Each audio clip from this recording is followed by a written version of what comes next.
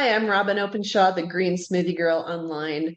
Virus hunters have sought to find one pathogen to explain diseases for as many years as there have been lucrative drugs to target those pathogens or symptoms in people.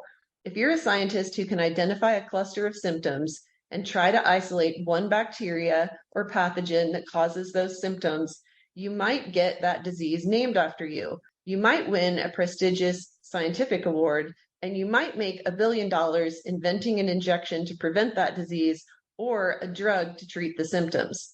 We could talk about Legionnaire's disease or pellagra or beriberi or scurvy or one you may have never heard of in Japan called SMON, where the drug they prescribed people for diarrhea was ultimately proven to be the cause of the deaths from SMON.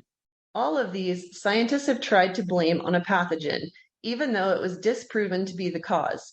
And in each case, even after it was disproven that one microbe caused the disease, scientists still continued to pursue a pathogen cause and drugs to treat the symptoms. In many cases, the drug used to treat an isolated pathogen has been found to be the cause of the symptoms and the deaths. But can we talk about how you have been led to believe that AIDS is a communicable disease caused by a virus known as HIV?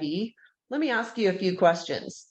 First, why do we have the same number of HIV positive people now that we did 38 years ago in 1985? If it's an infectious disease and all attempts at an injection to prevent it have been a failure.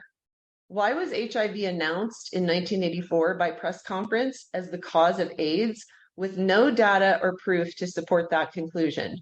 Why have so many papers and books been written about the lack of HIV causality, but have been ignored by media and public health agencies? Why is chemo the treatment for AIDS? How is chemo even a valid way to treat people with a failing immune system? Is it because the chemo was called an antiretroviral, since they were pushing the idea that a virus was the cause, despite the evidence to the contrary? Why are more than half of people who die of AIDS tested to be HIV negative? Why do so many people who test HIV positive never get sick? Magic Johnson, for example.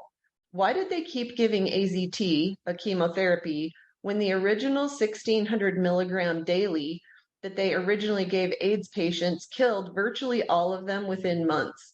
And all those deaths were recorded as caused by AIDS.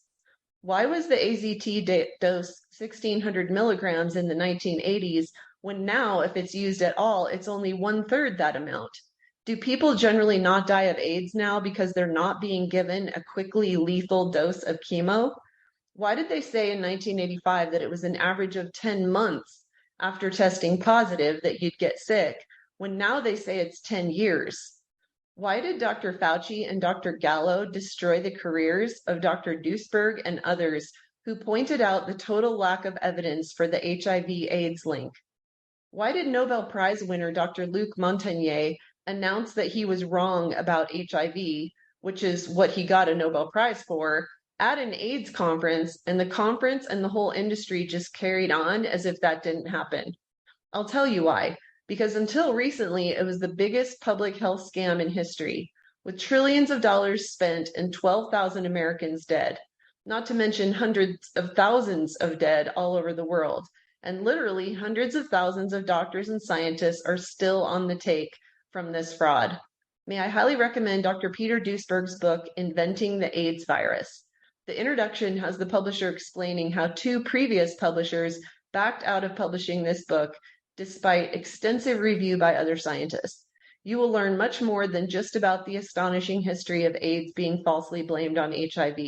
You'll also learn the history of many diseases that were falsely blamed on a pathogen when in fact they had environmental and nutritional deficiency causes. Thanks for following Green Smoothie Girl and for sharing this video.